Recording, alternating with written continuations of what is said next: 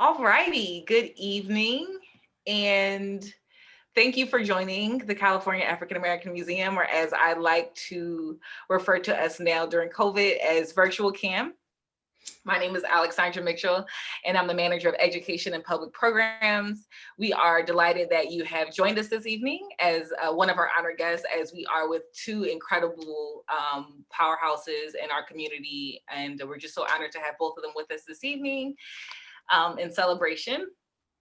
Before I begin, I would like to say a big thank you to Estewan Books, our book partner and vendor. We urge you all to purchase the book via them, support a local Black business here in Los Angeles. Of course, tonight we are joined to celebrate the release of Alicia's debut book, The Purpose of Power: How We Come Together When We Fall Apart. The book is a 21st century organizer's manifesto that draws on this generation's particular strengths. It is an essential guide to building the type of movements that can address the challenges of our time from one of our country's leading organizers. In 2013, Alicia Garza wrote what she calls a love letter to Black people on Facebook in the aftermath of the acquittal of the man who murdered 17-year-old Trayvon Martin. She wrote, "Black people, I love you, I love us, our lives mattered."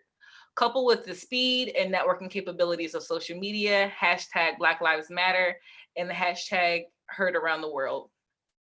But Garza knew that hashtags don't start movements, people do. Long before hashtag Black Lives Matter became a rallying cry for this generation, Garza spent the better part of 2 decades learning and unlearning some hard lessons about how to come together when things around us are falling apart. The lessons she offers are different from the rules for radicals that animated earlier generations of activists and diverged from the charismatic patriarchal model of American civil rights movement. From this, she offers reflections on how making room amongst the woke for those who are still waking can inspire and activate more people to join the fight for the world we all deserve. The Purpose of Power is a story of one woman's lessons from years of bringing people together to create change. Most of all, it is a paradigm change for the new generation of change makers from the mind and heart behind one of the most important movements of our time. Alicia believes that Black communities deserve what all communities deserve: to be powerful in every aspect of their lives. An author, a political strategist, organizer, and cheeseburger enthusiast, Alicia founded the Black Futures Lab to make Black communities powerful in politics. In 2018, the Black Futures Lab conducted the Black Census Project, the large survey of Black communities in over 150 years. Alicia is the co-founder, of course, of Black Lives Matter and the Black Lives Matter Global Network, an international organizing project to end state violence and oppression against Black people. The Black Lives Matter Global Network now has 40 chapters in 4 countries. She also serves as a strategy and partnerships director for the National Domestic Workers Alliance, the nation's premier voice for millions of domestic workers in the United States. Additionally, she is the co-founder of Supermajority, a new home for women's activism. Alicia has become a powerful voice, in the media, and frequently contributes thoughtful opinion pieces and expert commentary on politics, race, gender, sexual orientation, and gender identity. Her work is featured in Time, MSNBC, The Washington Post, The New York Times, The Guardian, Elle, and Essence. In addition, she has received numerous accolades and recognition, including being on the Time 100's Most Influential People in the World issue, named to Time's 100 Women of the Year list, Fortune's 40 Under 40, Fast Company's Queer 50 list, Political 50, and a 3-time recipient of the Roots list of 100 African American achievers and influencers. She has received the Sydney Peace Prize, Adweek's Beacon Award, Glamour's Women of the Year Award, Marie Claire's New Guard Award, and has been honored as the community change agent at the BET's Black Girl Rocks Awards. She shares her thoughts on politics and popular culture on a podcast, Lady Don't Take No. Alicia warns you, of course, that hashtags don't start movements, people do. Tonight's conversation is moderated by Bakari Sellers, who was born into an activist family. His father, civil rights leader Cleveland Sellers, instilled core values in him to continue in the tireless commitment to service. In 2005, Bakari earned a bachelor's degree in African American Studies from Morehouse College. He continued his education at the University of South Carolina Law School in 2008, earning a Juris Doctorate degree. Bakari currently practices law at the Strom Law Firm, LLC, in Columbia, South Carolina, where he leads the firm's strategic communication and public affairs team, and has recently added diversity, equity, and inclusion consulting to the list of services offered. Bakari made history in 2006, South Carolina's state legislature process, as the youngest African-American elected official in the nation at the age of 22. His political career did not stop there, and in 2014, he was the Democratic nominee for lieutenant governor in the state of California. Bakari has also worked for the United States Congressman James Claiborne and former Atlanta Mayor Shirley Franklin. His accomplishments do not go unnoticed in the Democratic Party. In 2008, he served on President Obama's South Carolina Steering Committee. His ability to reach across the aisle to get things done has led to numerous accomplishments, including being named as Time Magazine's one of 40 under 40, the Root 100 list of the nation's most influential African Americans in 2015, and the HBCU Top 30 under 30 in July 2014. Bakari has served as a featured speaker at various political events, universities, national trade organizations across the country, such as the 2008 and 2016 Democratic National Convention. Sellers is married to wife, Dr. Ellen Rucker Sellers, and is the father to two lovely twins, Sadie and Stokely. We invite you to use the question and answer feature at the bottom of the screen this evening to engage both Bakari and Alicia as they lead tonight's conversation. And please again, purchase the book via SOM Books. And with that, I open the conversation to Bakari and Alicia. Well, first, I am from the big city of Denmark, South Carolina, where we have 3 whole stoplights and a blinking light. And so I just have to start off by saying thank you. My mom and dad would always say those are the 2 most important words in the English language. And they're not nearly said enough. I feel like listening to Alicia's bio, she needed like Don Lemon or Tom Brokaw. They must have all been busy or something. So y'all got Bakari. So what's up, Alicia? I'm glad I'm to be here with you today. Hi, my love. Thank you so much for moderating this conversation. Thank you to the California African American Museum for hosting us. And I can't wait to get into it with you. Let's go. Let's go. No, this book is amazing. When I flipped open the book and saw it was 18 chapters, I was like, oh, okay, she had some things to say. I want to start off in chapter 1 and 2 because you talk about your upbringing, you talk about your community, and you talk about some of the lessons learned from prior generations. What are some of those lessons, particularly about movement building, that you learned from generations prior to ours? Yeah, I mean, one of the things that I really wanted to do with this book was to pull back the curtains on kind of what happens offline, right? Everybody knows a lot about what happens online, but the offline piece I felt was very important for us to sink our teeth into. And I start that conversation by talking about how I learned about what was most important. And I start the book talking about my mom. And my mom was someone who, in my eyes, was a complete superhero. In fact, she would have turned 66 this past Saturday. And my earliest memories of my mom, I think I've told you this, is waking up in the middle of the night like kids do and looking for mom. And, I always knew that the kitchen light would be on and that my mom would be up in the kitchen. And so my little bare feet would be padding towards the light, and my mom would be sitting at the kitchen table with Law and Order, usually blasting on the TV. This is when TVs had antennas, you know what I'm saying? And she'd be sitting there at the table, and on one side of her would be a coupon book. My mom was an avid coupon clipper, and double coupons were her thing. And on the other side, she would have her checkbook and a stack of bills. And in the center would be one of those calculators with the receipt tape. And she would spend every night after we went to sleep trying to figure out how to make things work. Not only how to get us ready for the next day, but also how to keep our family together and how to make ends meet that never seemed to quite meet. And, I opened the book with that story because one of the things that I know is that that's Black women all over the country. That is Black women everywhere who are figuring out, after everybody else is asleep, how it is that we make ends meet. And also it's where we find time to pursue our own dreams. And, my mom was not political. And in fact, I think up until maybe a few years ago, my mom would probably be like, I don't understand what it is that you do. Is that an actual job? You have a real job? You went to school for this? I think she figured because I was not asking her for money that it must have been something, right? So, but at the end of the day, Bakari, here's the thing. My mom wasn't political, but she was. She really felt strongly that we're each other's responsibility.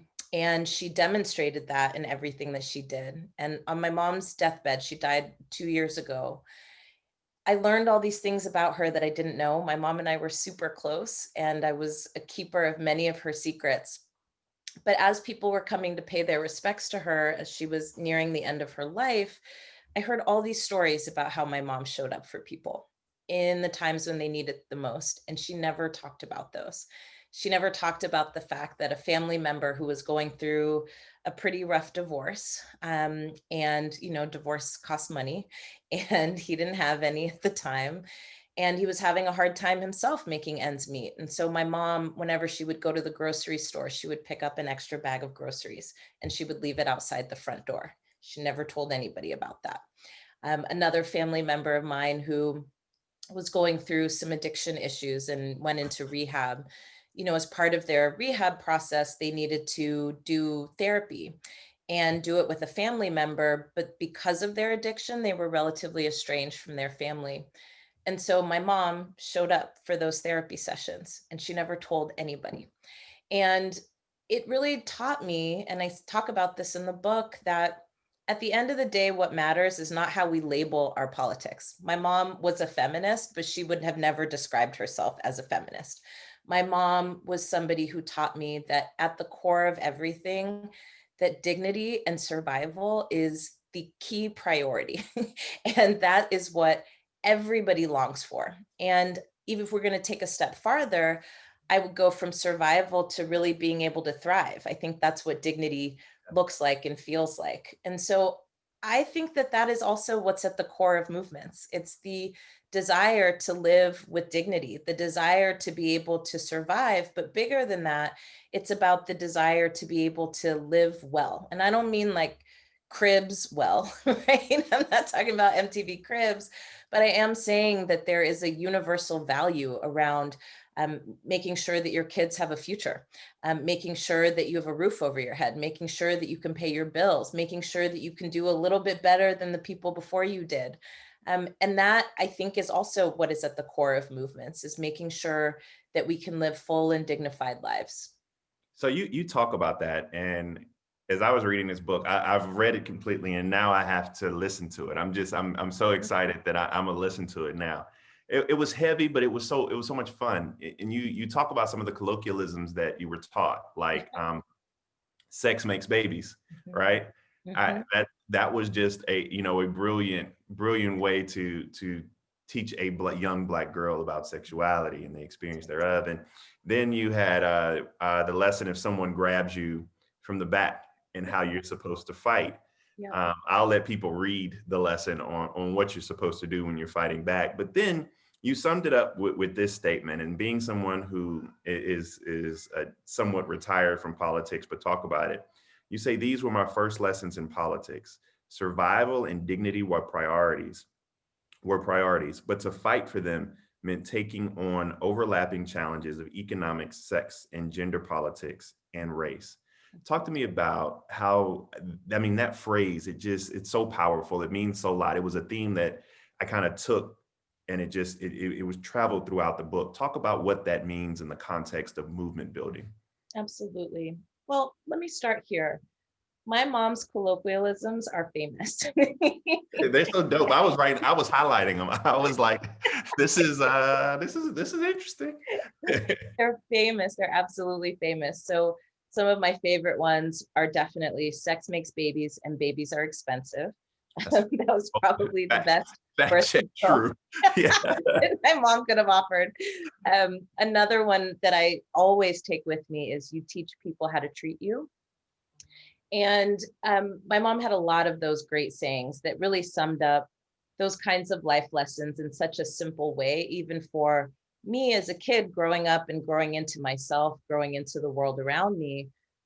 But the thing that was really, I think, important about some of those stories that you just highlighted is that my mom knew that she was raising a little Black girl in a world that does not respect or love Black women. And she really wanted to raise me in such a way that I could fight for myself, not just physically, right? But emotionally and spiritually. And my mom used to say things to me like, you know, you can do anything you want to do and you can be anyone you want to be. But she wasn't unclear about the fact that, you know, Black women and Black people have to work twice as hard for half as much. She was constantly talking to me about how people would underestimate me, but Mhm. that it was my responsibility not to underestimate myself. And she was also super, super clear um, that we face abuse as Black women in this country. And I think part of me wanted to posit that lesson in the book about dignity and survival as a way to universalize what it is that we all long for. But I talked about these having to navigate these intersecting, overlapping barriers of race and class and gender and so many other ways that people are left out and left behind, because I wanted to put to bed this notion that the universal is the only thing that matters.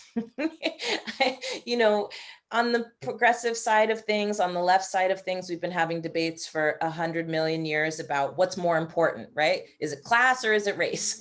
And we had it in the last presidential primary, right? Exactly. It's like, Having PTSD thinking about it. I know I'd started to twitch myself. And I really wanted to make clear to folk that actually it's all of these things all of the time. And if we can get a little bit more literate at being able to hold that complexity, I think it'll actually lubricate our way towards the solutions that we need. But if we continue to deny the fact that we have created these very arbitrary rules for the purposes of apportioning power, right? Not because people are mean to each other, but because power is at stake. If we don't take that seriously, we don't have a chance of achieving the world that I deserve and you deserve and your babies deserve, right? Because we'll keep getting stuck in this cycle of what's more important and what's the one thing that you can identify, or we slip into that conversation of, let's not address anything that divides us, and maybe not addressing it will make it go away. I think what we've learned over the last 300 years is that not addressing it doesn't make it go away. It actually perpetuates it. It is embedded in, it's baked in how these systems are able to function and work. And it manifests itself in very weird ways, like the That's president. absolutely right. You wrote about how you found yourself, and you found yourself in a very interesting, lonely predicament when you were at UC San Diego. Talk about that experience. And I didn't want to just ask a generic question like, Me too. why did you write The Purpose of Power? But there were so many anecdotes, particularly that one that stuck out to me, that a portion of this book is like a how-to or manual for young activists, but a portion of it was pretty cathartic for the author as well, wasn't it? Yeah, absolutely. I mean, look, there's two things that I feel are really important about the way that this book is presented. And I spent a lot of time trying to figure out the right way to communicate the things that I needed to say.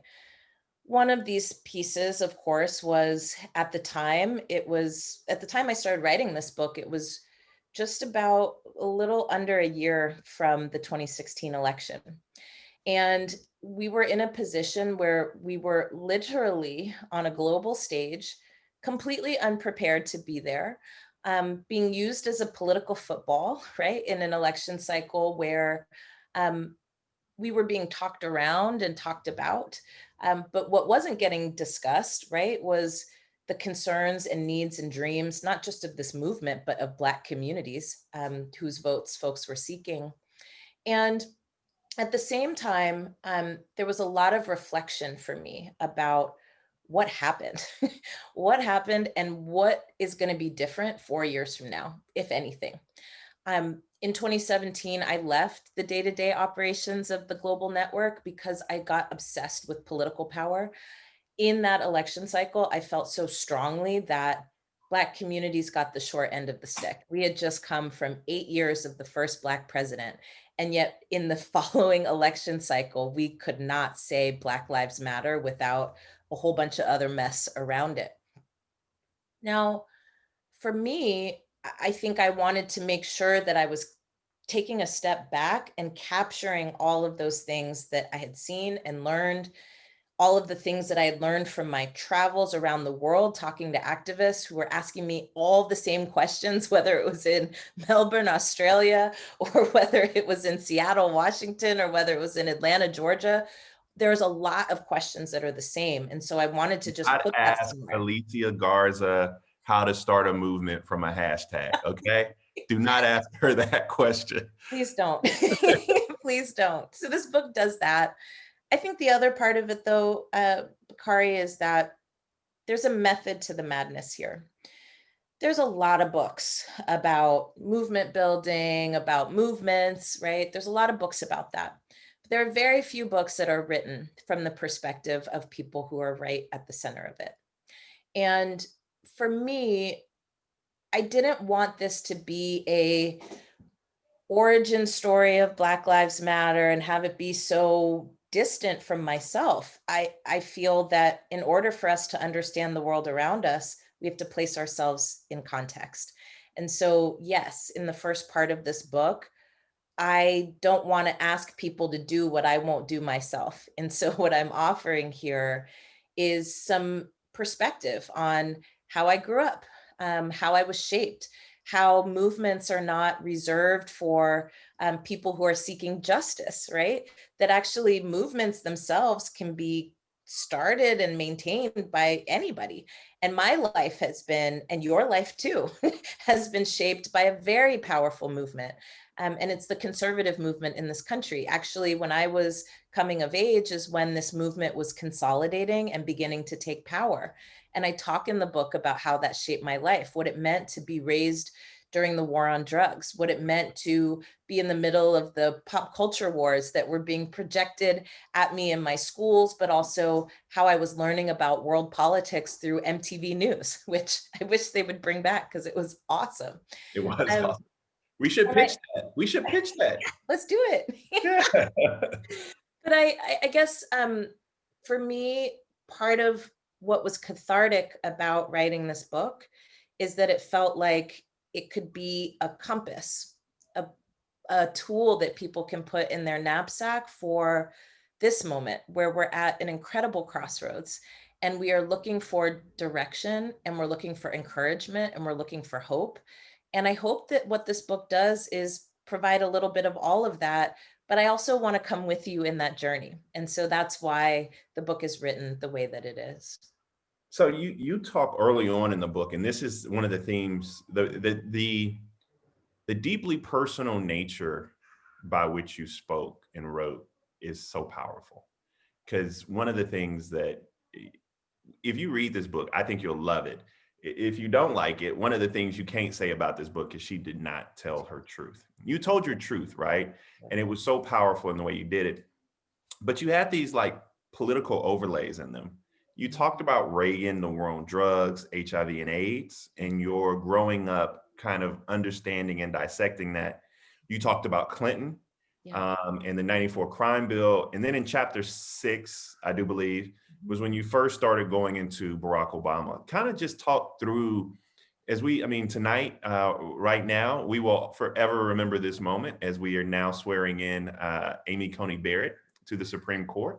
You and I both probably could have been on the South Lawn of the White House, but we're here together.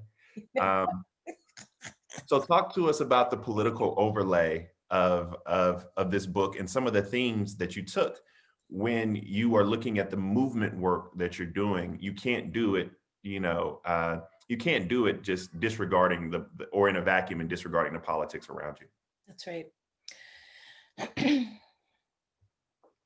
It's interesting, Bakari.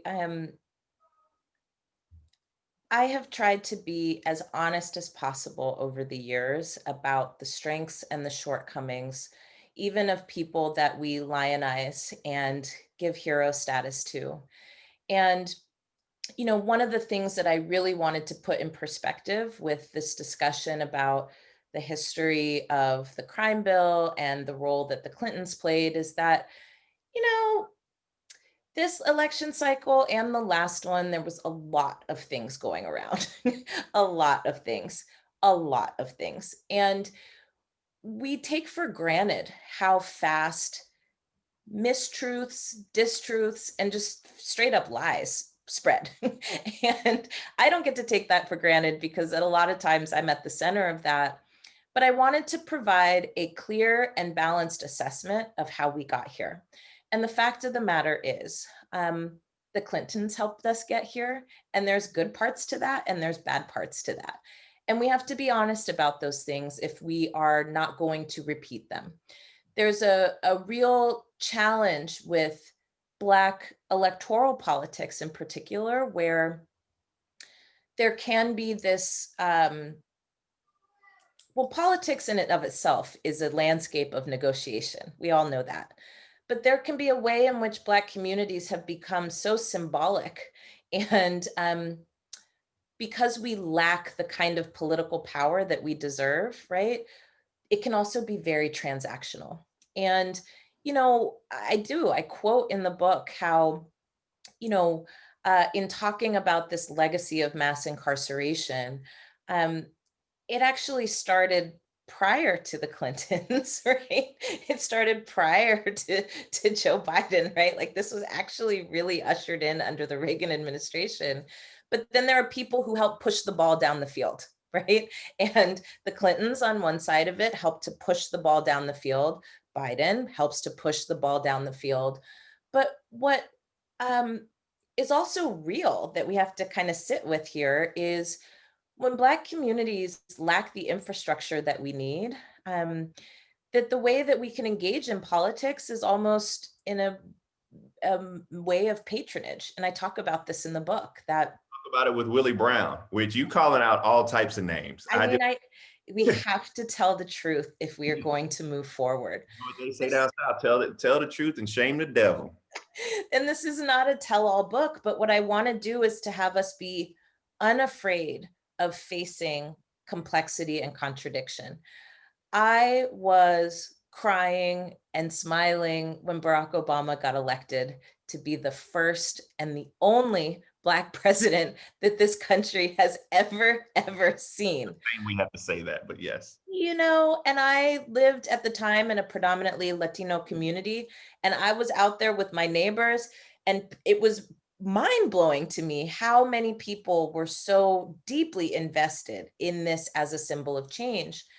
And also knowing that I watched that same president tell people who were grieving about the murder of Trayvon Martin, about the acquittal of his murderer, to let the system work, even though we all know good and damn well that that was the system working and that that wasn't a sufficient response.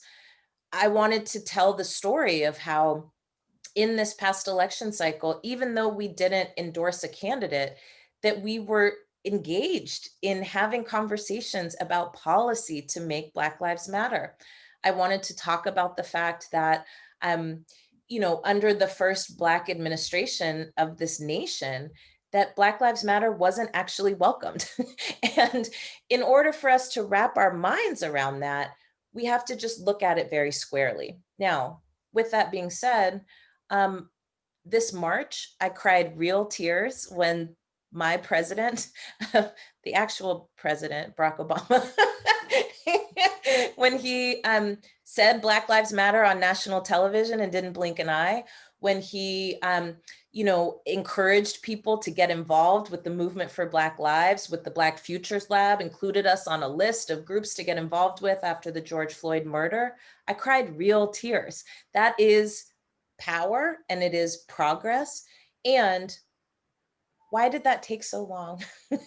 It tells us something about how our country is still catching up to its ideals, but it also tells us something about how power is operating and why people have had to go to such extreme lengths to be heard. That it's not a question of goodwill. I mean, I'm sure somewhere along the way, my hope would be that Barack Obama and Michelle, right, were like cheering us on. That's my hope. And also, there were a lot of challenges there. So for me, Bakari, the story of movements is an assessment of power. And the story of movements for me also is the stories that we tell ourselves and each other about who we are in any given moment and who we can be together and who gets to participate in that.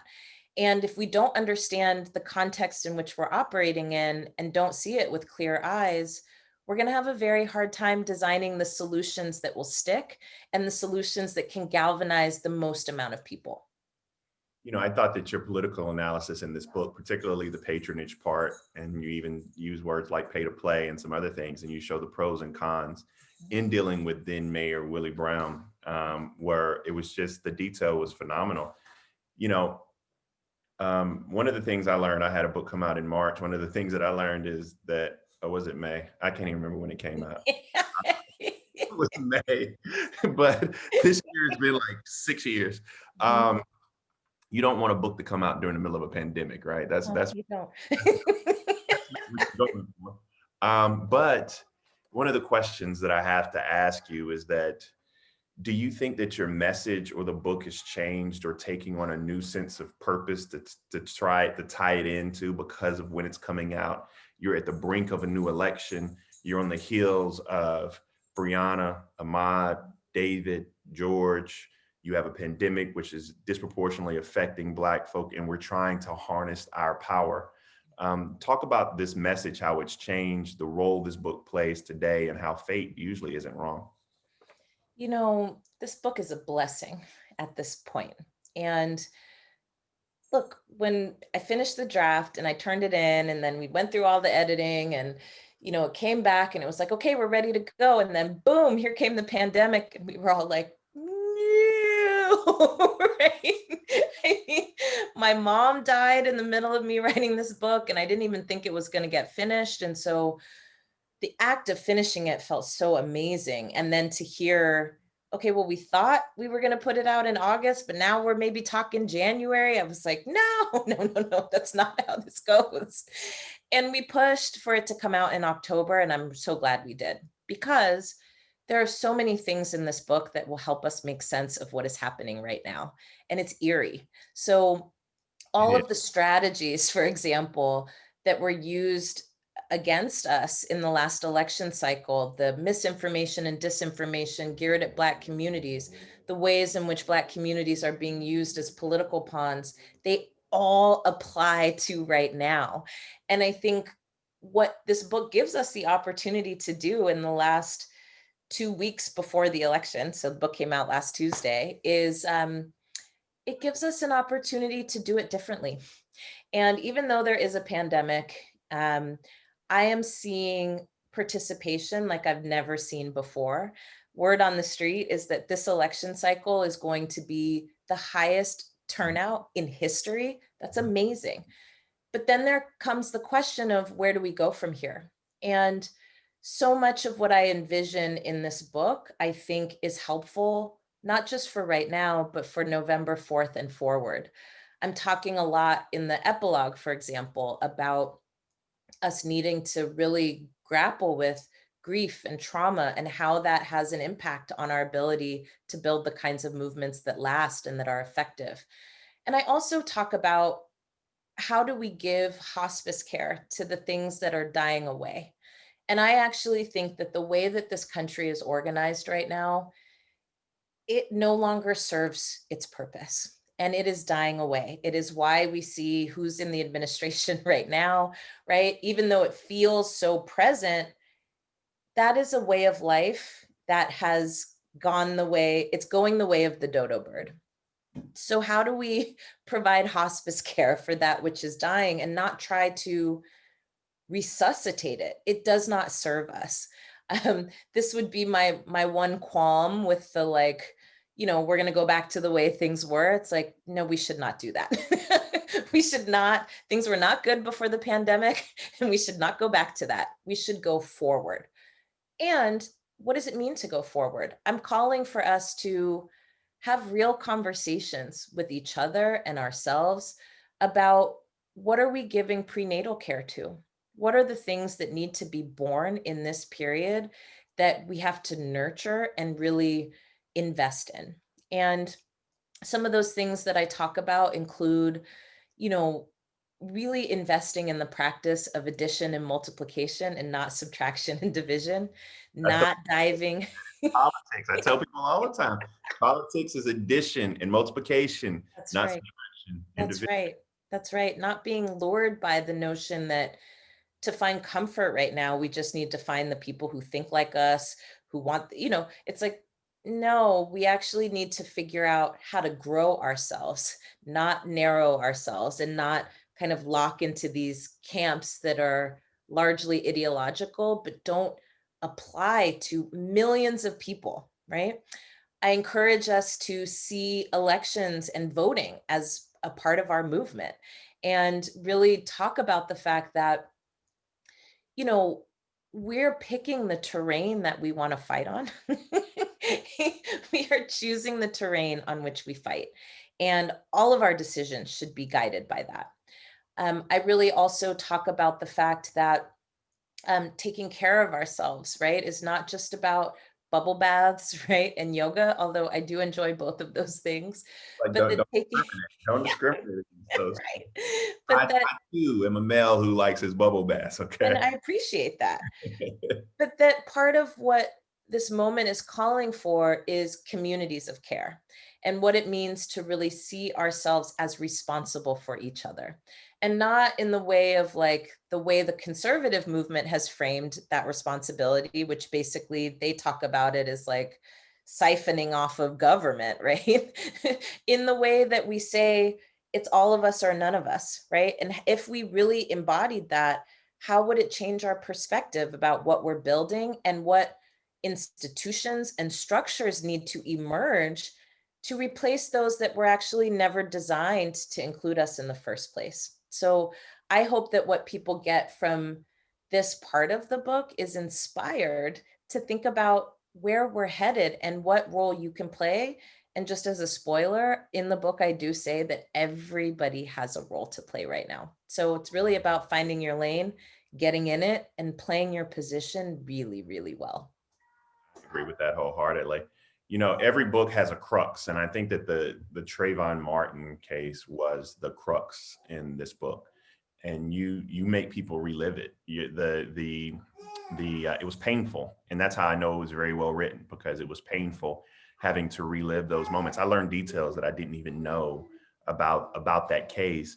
Talk to me. I mean, you went and your post went viral after that, and I don't really. I mean, you can talk to me about your life changing since that time, but what is the way that the movement has changed since Trayvon Martin, and what are some of the ups and downs? Not the, you know, not the kind of superficial disagreements that happen in every organization, but what are some of the substantive ups and downs of the organization, in ways that have changed, that have surprised you? Hmm. You know, I love this question, Bakari, because usually people are like, has the movement done anything? And I'm like, nah, wait a minute. Right? I'm like, slow your roll, slow your roll. Yes, the answer is yes. But I like this question much better.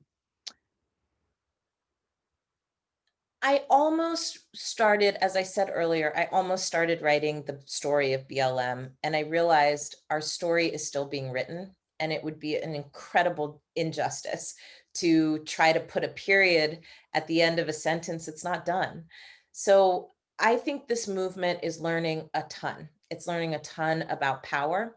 It's learning a ton about relationships. It's learning a ton about coalitions and alliances. And I want to say, the other day I was scrolling through social media, and I saw a collaboration between the Movement for Black Lives and the NAACP, and the smile on my face just was like so big. I was like, go team, go, right?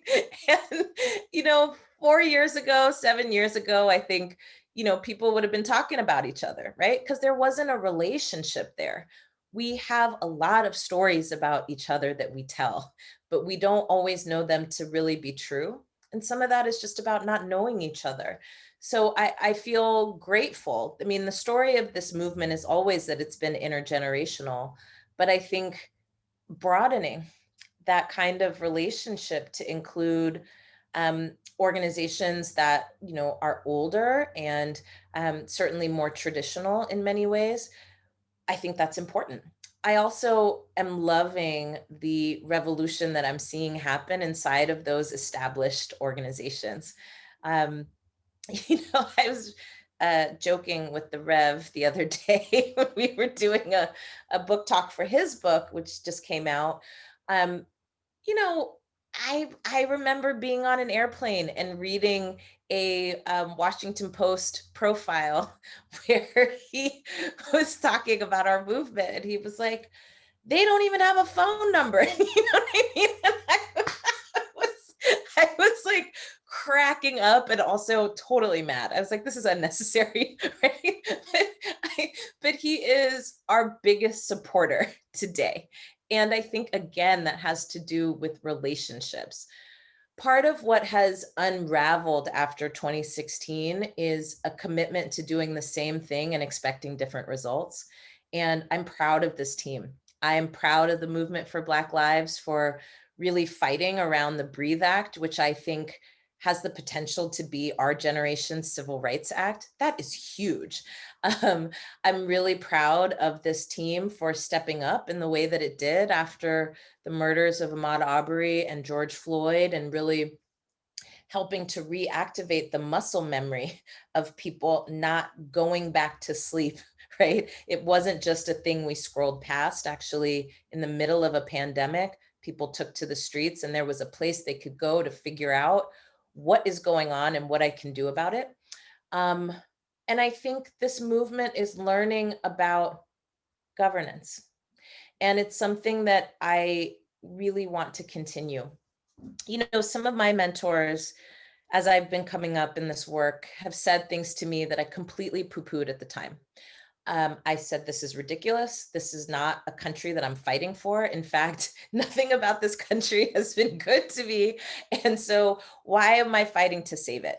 Well, in this moment where we have an administration that basically wants to dismantle government as we know it, we are faced with the dual task of fighting for a thing that we also know we have to transform at the same time. And it means also that if we are to take leadership in this moment, that we have to govern not just for ourselves, not just for our movement, but for millions of people who do not agree on everything, who don't think the same about everything, who for generations, right, have not been given the things that they need to be and live well. And that is a set of skills that a lot of movements don't adopt. And I do think that people are turning towards that and really contending for power. And that is so inspiring to me and so hopeful. I will also say, for the people who are like, "Yeah, what has BLM done?" Well, I can tell you, in 1 year, in 1 year, um, we helped to create political space, right, for 40 new laws on criminal justice reform to be passed in 26 states. That's just in a year. We are now a global kitchen table conversation, and we are moving into the realm of changing rules. That's huge. Not to mention the fact that this little movement that could has broken into the mainstream. So Bakari, when George Floyd was killed, I was like, I'm not new to this, right? But what I was new to was collapsing on my couch after the end of a very long day and going to turn on my reality shows and not being able to escape into the reality of somebody else's reality, because everybody was talking about racism. Portia Williams is talking about racism. Andy Cohen is talking about racism. And I'm like, "Oh, wait, programming is not happening as usual right now?" Because I really just want to get into y'all conversations, but it wouldn't even allow me to. And I chuckle at that, but I think that is a shift. Everybody now is talking about, what do we do to finally put to bed this ongoing, enduring problem of racism. And then what else can fall away from that? So I'm proud of this movement for helping to usher that in. I mean, that's so dope, and you are everywhere. You even, as one of my kids just fell, I think you're Oh, a baby. you even made it onto the stage of the presidential debate recently, in a weird context, but In a weird way. yeah, nevertheless, you made it there. Let me ask you just a couple more questions. I want the audience that's here today to know that they can ask questions. In fact, we encourage you all. We'll spend the last 20 minutes or so answering questions from your audience. So use the Q&A function down there, please, and ask questions of Alicia. One of the questions that I do have, and this is just me being an inquisitive mind, is what does power mean to you? Because it took a lot of different, and I just want to make sure I read the book right. It took a lot of different forms. You talked about political power. You talked about the power that one holds in sharing and telling their own stories. You talked about the power one holds in their activism. What actually does power mean to you? And when you're writing, and I used to hate when people were like, explain to me the title of your book. Like, why did you choose that title? Well, first of all, my editor chose it. No, just so if you think it's poetic, you need to talk to the people who, are putting the book out. No. You've given all the behind the scenes. I love this. So talk to me about what power means. Alicia. I do want to know, because you talk about it in so many different forms. Mm-hmm. I'm so glad you started with that story, because this book was going to be titled something totally different. And I'm so glad we did not go with the title we thought we were going with. You know what? When you go into this process, you don't realize how awful your ideas are. Somebody else who actually does this for a living is like, we're going to set that aside. Yes. And they let me ride with it for like 3 years and never really said explicitly, like, girl, you know good and damn well we're not going with that title. Right? So the book was gonna be called, and I still think it's clever, but I'm really glad we didn't go with this. The book was gonna be called How to Turn a Hashtag into a Movement. And then the whole premise of the book was going to be, you can't. But I think ask a question on a title, and there's like, nah. Right, exactly. It was clever in my mind. I'm glad we didn't do it. And actually, this title came from a conversation that I was having with Angela Rye one day. And I will always credit her for helping me really hone in on this. She and I have our daily debriefs. And in this moment where everything is haywire, it's really nice at the end of a day to just like holler at someone and be like, what was that? So she and I do that. And we were actually just coming out of,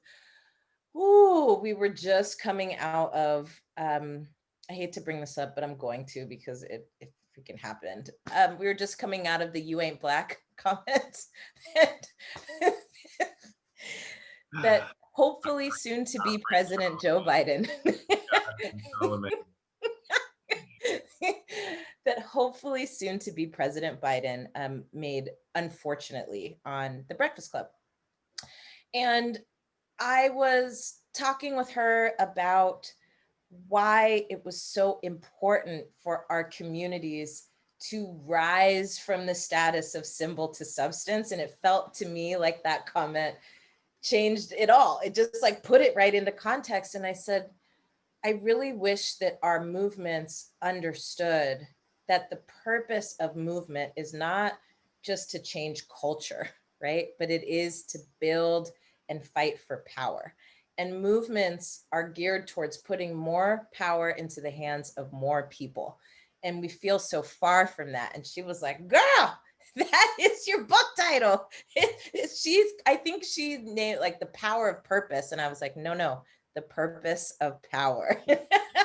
And I remember running into my house and being like, babe, the purpose of power. And he was like, cool, what's the tagline? I was like, wait, I'm not there yet. So that's how we got there. And I talk a lot about power in this book. I define power as the ability to make the rules and shape the rules. And I think the way I talk about it in the book is I say that power actually takes many forms and that we have to learn how to build along all of those lines. Mhm. And this is really, for me, inspired by two people who are brilliant strategists and organizers. One is my sister, Ai-jen Poo from the National Domestic Workers Alliance, who basically wrote this whole framework about the 5 forms of power. And I'm always asking her for it. And then I'm like, hey, girl, where do I find that thing? Who wrote that? She's like, I did. I'm like, no, no, no. But where'd you get it from? She's like, from my brain. So I named those 5 forms of power in the book. But Rashad Robinson from Color of Change really helps contextualize for me in such a clear way what power is and what it isn't. We all know our brother Rashad talks about how presence is not power. And Yes. he also says that power is what happens when people are afraid to disappoint you.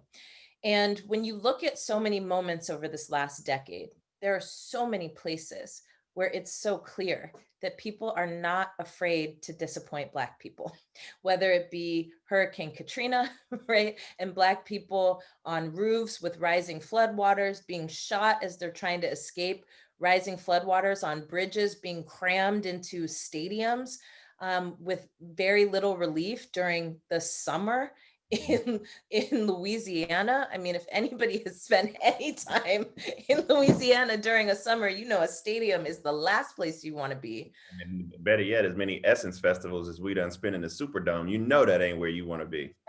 Facts, but it's certainly not under duress. And to me, I think if we're not clear about power, we're always going to settle for the symbols of it, Mhm. right? Or the promise of it, but we don't actually get to power itself. So in the book, I talk about power as being able to shape the stories of who we are and who we can be together. I talk about the most powerful story in America right now, which is Make America Great Again, right? And how that is an example of um, being able to shape the story of who we are and where we're trying to go, and what images and emotions and also laws and rules that manifests in. I talk about power as the ability to decide where resources go and where they don't go. I Yes. talk about power as the ability to determine who represents you and along what agenda.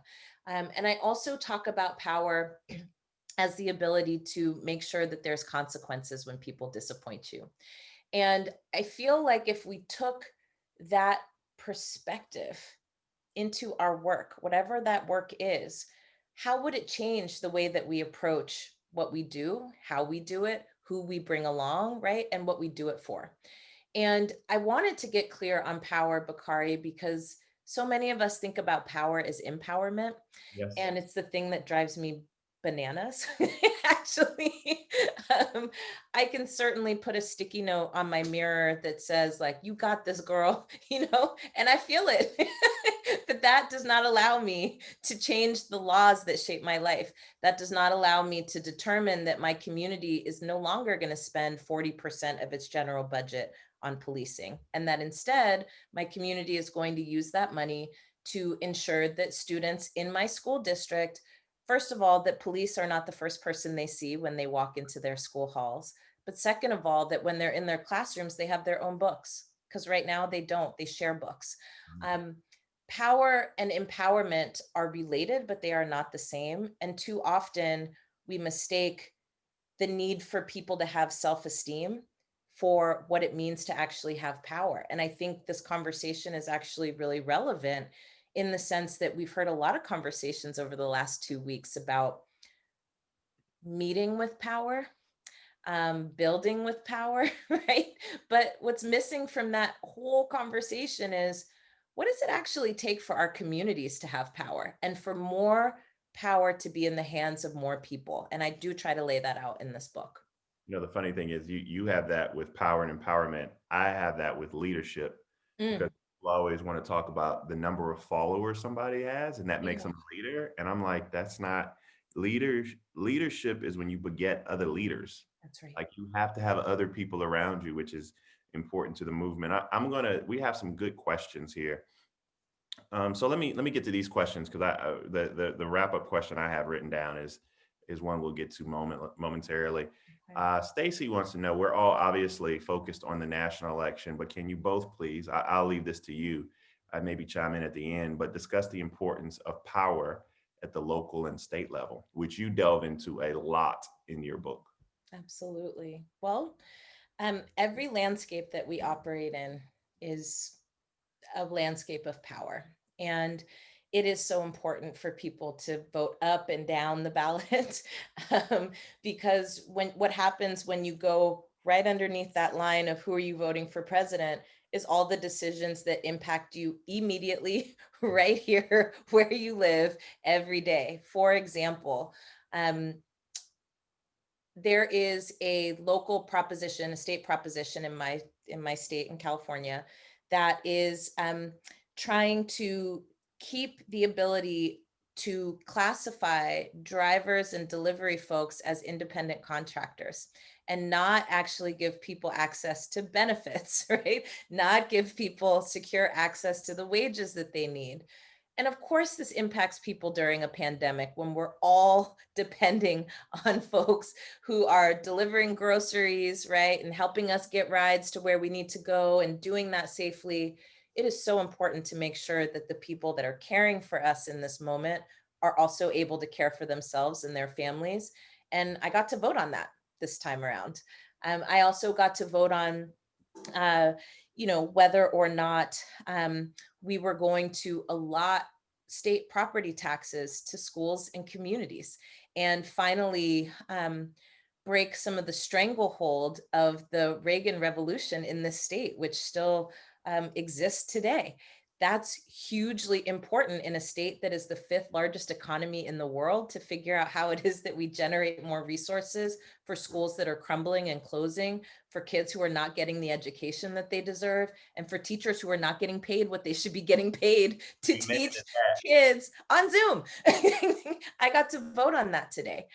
So make no mistake that everything that is happening in our communities, we get a chance to weigh in on, but so many of us don't know the process, and so many of us haven't um, we don't know where to go to get the information, right? So it's one of the reasons that we created the Black Futures Lab, to help make Black communities powerful in politics, but also to be able to help people have a political home where they can ask about that exact question.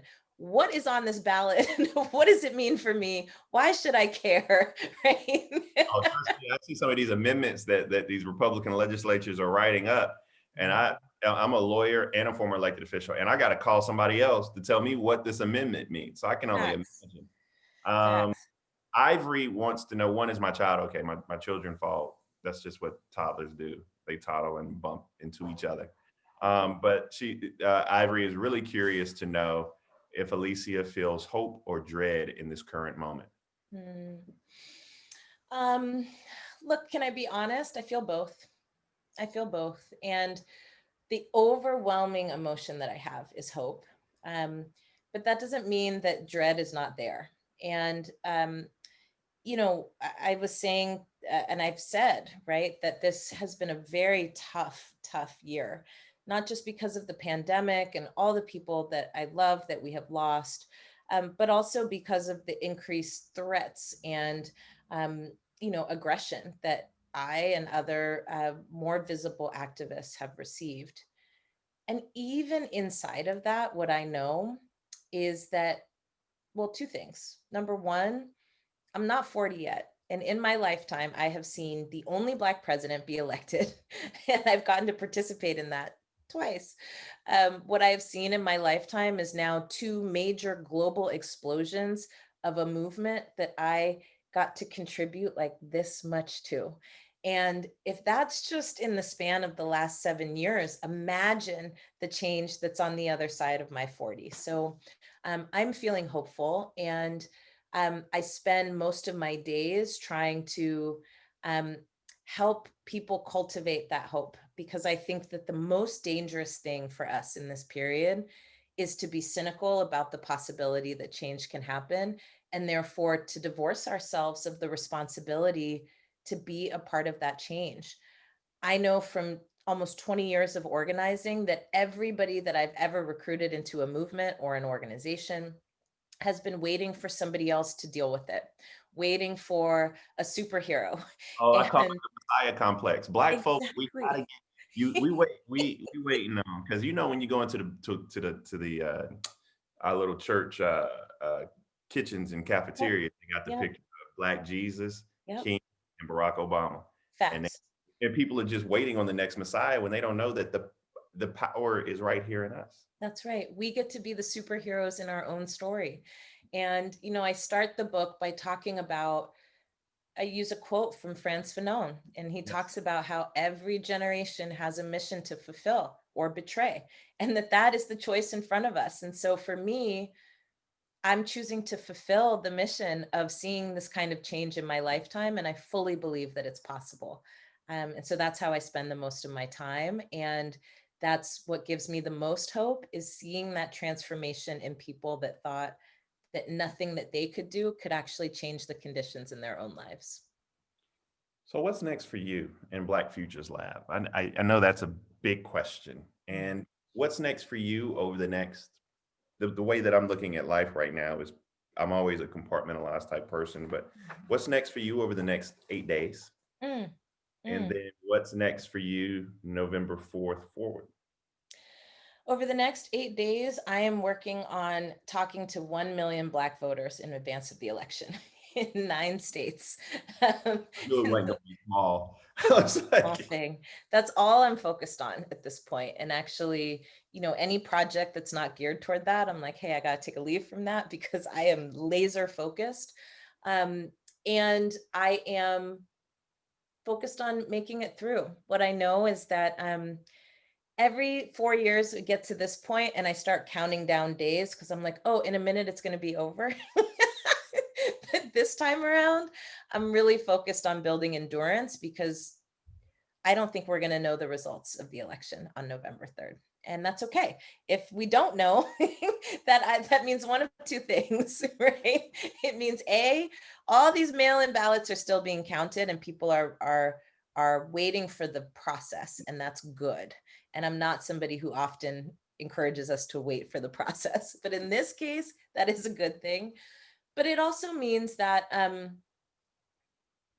it also means that we still have a fighting chance. And I think that even if there is a mandate for change in this country, we're not going to know that it landed that way on November 3rd. So I want everybody to get sitting in that, right? November 3rd is just when people have to stop voting.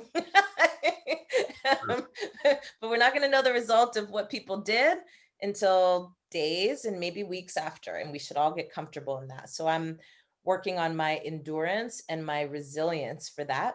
And that includes riding my bike 4 times a week. Bakari, I'm like a new Peloton adherent. you oh man, it's addictive. I'm obsessed. I'm Yeah, actually it's addictive. obsessed. I have my favorite trainers and everything. I Oh, just, me too. Can I yeah. just share who your favorite trainers are? Can you? I mean, I like Ali Love. I love Allie Love. You gotta love Ali Love. It's all about love, right? Exactly. And And to feeling good. yeah, I know, yeah. And so that I get out there and try to feel good about myself every now and then. I Mhm. guess my I said that was one of my final questions, but my actual last question, and then uh, we will see if Alexandra has any more questions in the Q&A. But the last thing, and I think this is actually the most important thing about being a part of a movement, is self-care. Mm, Talk about taking care of yourself spiritually, mentally, emotionally, and physically, yeah, because everybody doesn't know what you go through on a daily basis. And I don't know everything you go through, but we are able to share some stories and exchange some stories that will blow people's minds. that's right. But just talk to us about how you're making it through, because if you're not mentally, physically, spiritually, and emotionally healthy, then you're no good to the movement. That's right. I love this conversation and I talk about it a lot.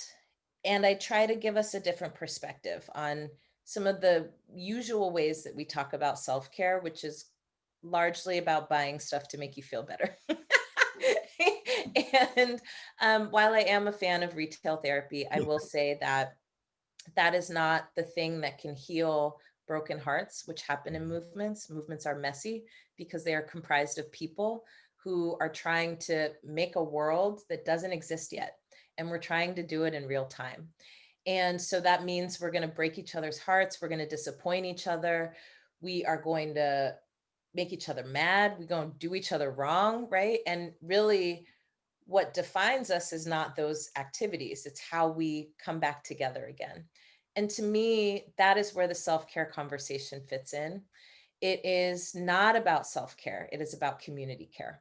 And um, if I am not a part of a community and I am not building a community that sees each other as each other's responsibility, we've done a great disservice to one another. Um, I use this quote that is often used, and, as a scholar, I have feelings about it.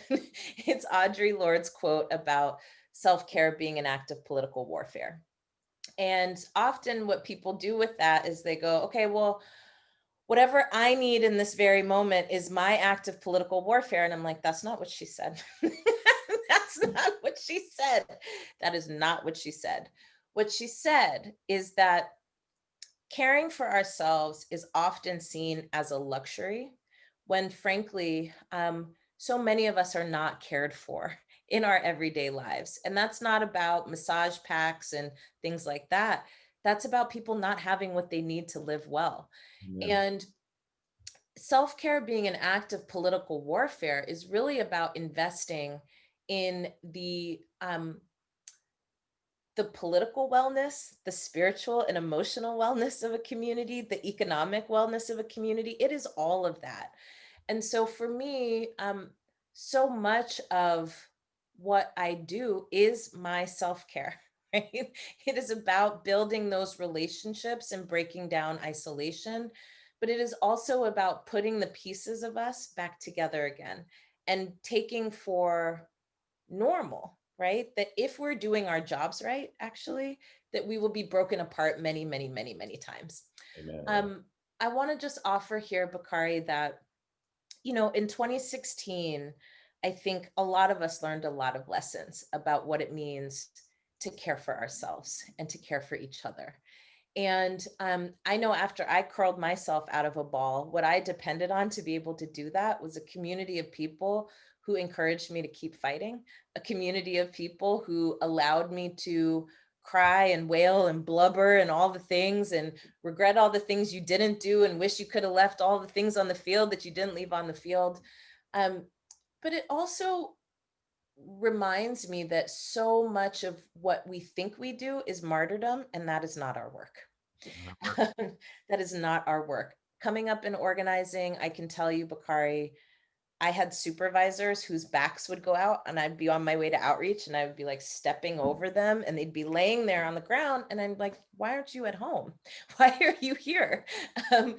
Coworkers who would come to the organization sick because they just couldn't take a day. And I'm like, no, but see, that's not community care, because what you're doing actually in your fit of martyrdom is you are also exposing me to your germs and you're doing it over and over and over again. So now it's not just you, but it's me too. And if everybody's sick, none of us can work, right? So we actually need you to take that time and be well. And the consequences are so many of our best leaders burned out, were killed, died from addiction, right? And other kinds of illnesses that are completely preventable. But we have to disabuse ourselves. Is that a word? Yes, it is. I make up enough words, but that is a word. That's an I'm actual an word. ethnic studies major. I feel like I can do it. We have to get rid of this notion that, one, that we do this work for someone else and not ourselves. And two, that we'll sleep when we die. I am somebody who is guilty of that, but I will also say that I want to be in this movement for the long haul. And if I'm running a marathon, I'm not doing a bunch of sprints, right? And thinking that that's training me to run 26.2 miles. Correct. It's not. So we have to train for the marathon here. And a lot of what that means is developing resilient practices that keep us in community, that build community, and that break isolation. And that is the political warfare that Audre Lorde is talking about. Man, that was dope. I need to hear that too, because right now you're burning a candle on every single end, That's just right. trying to make sure that you take back our country. That's what I'm trying to do.